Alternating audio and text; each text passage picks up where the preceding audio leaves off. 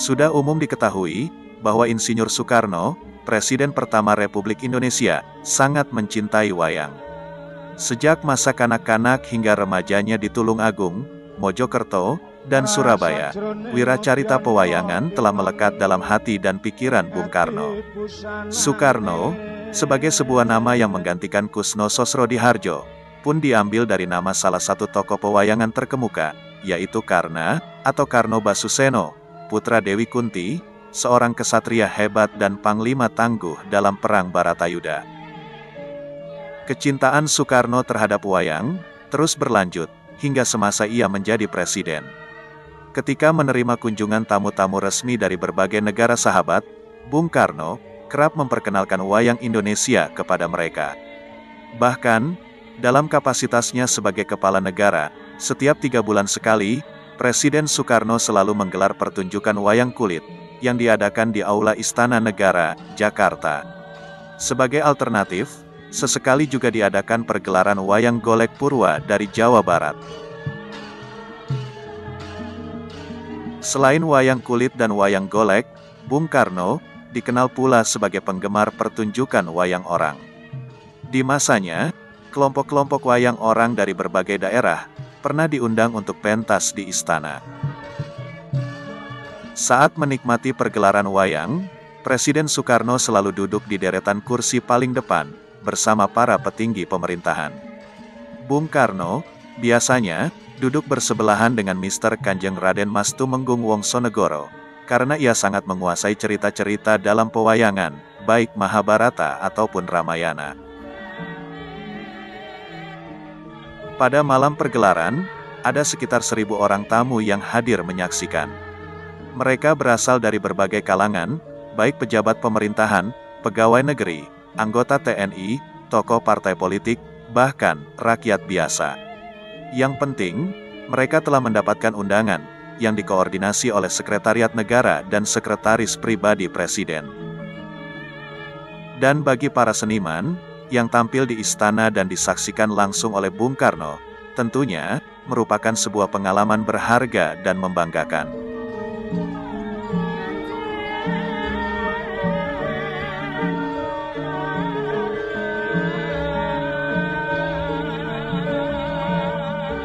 Di antara para dalang yang pernah unjuk kebolehan di Istana Kepresidenan pada masa pemerintahan Presiden Soekarno, antara lain Ki Narto Sabdo, Nyi Bardiati, Ki Panut Sosrodarmoko, Ki Tristuti Rahmadi Suryo Saputro, Ki Sri Mulyono Joyo Supatmo, dan seorang dalang wayang golek kondang asal Bandung, Ki Partaswanda.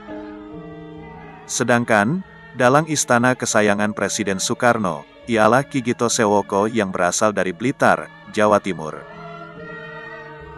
Para wiyogo dan waranggono atau pesinden yang mengiringi pertunjukan wayang kulit di istana pun merupakan figur-figur pilihan yang ahli dan piawai dalam profesinya. Khusus untuk para pesinden yang menjadi favorit Presiden Soekarno adalah Nyai Bei dari Surakarta dan Nyi Condro Lukito dari Yogyakarta. Termasuk pula pesinden bernama Nyi Woro Parjinem yang merupakan istri dari Ki Bisono, seorang pengendang kesayangan Bung Karno. Sementara itu, beberapa wayang kulit yang digunakan dalam pergelaran, diantaranya adalah wayang-wayang yang dipinjam Presiden Soekarno dari Kasunanan Surakarta, yang berjumlah sebanyak 2 peti. Salah satunya yang sangat fenomenal, ialah seperangkat wayang pusaka Kanjeng Kiai Kadung, yang merupakan pusaka peninggalan Sunan Pakubuwono IV. Presiden Soekarno sendiri yang meminjamnya secara langsung kepada Sunan Pakubuwono XII pada tahun 1960-an, dan meski Sri Sunan pada awalnya sempat tidak mengizinkan karena suatu alasan, akhirnya beliau bersedia meminjamkan wayang pusaka utama Keraton Surakarta itu kepada Presiden untuk dipentaskan di Istana Kepresidenan.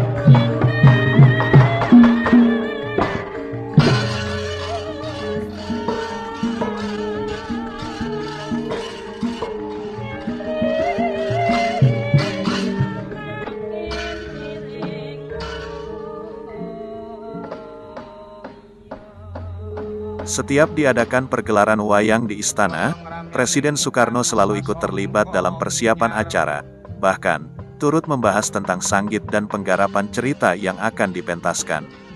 Menjelang malam pergelaran, tak jarang Bung Karno memeriksa sendiri tatanan instrumen gamelan, yang menurut Bung Karno, posisinya yang berada di atas panggung harus sejajar dengan tinggi kursi penonton, serta instrumen gong tidak boleh menutupi pandangan penonton. Termasuk pula posisi sinden, yang harus berada di belakang dalang, serta untuk lampu penerangan layar atau kelir, tidak boleh lebih dari 250 watt. Begitu pertunjukan wayang dimulai, perhatian Bung Karno seluruhnya tertuju pada layar, sambil mengagumi keahlian dalang dalam memainkan wayang, suluk, janturan, dan ontowacono. Terlebih, saat berlangsungnya adegan yang melibatkan tokoh pewayangan favoritnya, yaitu Gatotkaca, Satria Pringgondani yang merupakan putra pasangan Bima dan Arimbi. Pada saat jeda, biasanya, Presiden Soekarno meminta agar Nyi Woro Parjinem melantunkan tembang Pangkur Palaran. Pergelaran wayang kulit yang diadakan di Aula Istana Negara berlangsung mulai pukul 9 malam sampai subuh, dengan jeda sekitar 20 menit, untuk Bung Karno dan para tamu melaksanakan sholat subuh. Setelah tancap kayon pada sekitar pukul 6 pagi, barulah Presiden Soekarno dan para tamu beranjak dari tempat pertunjukan. Memang, waktu itu, pertunjukan wayang kulit lazim diadakan sampai jam 6 pagi, berbeda dengan saat ini, yang berlangsung hingga sebelum azan subuh. Sebagai seorang seniman, Presiden Soekarno pun pernah menyumbangkan idenya kepada perkembangan dunia pewayangan, khususnya wayang kulit. Di istana, Bung Karno mempunyai seorang penata wayang kulit bernama Ki Cermo Suwedo. Suatu ketika, Presiden Soekarno pernah memerintahkan Cermo Suwedo untuk membuat wayang gadis penari serimpi, di mana bagian leher dan pinggangnya dapat digerakkan oleh sang dalang, seolah bergerak seperti penari dalam wayang orang. Selain itu, Bung Karno juga pernah meminta agar Cermo Suwedo membuat tokoh wayang Gatotkaca baru untuk menggantikan Gatotkaca lama, yang menurut Bung Karno terlihat kurang gagah. Atas karyanya itu, Bung Karno memberi nama wayang Gatotkaca yang baru dengan nama Gatotkaca Guntur Geni. Pada tahun 1966, atas pesanan seorang pengusaha dan purnawirawan TNI, Cermo Suwedo berhasil menyelesaikan Gatotkaca berikutnya, yang oleh Bung Karno diberi nama Guntur Prahoro dan Guntur Gelap.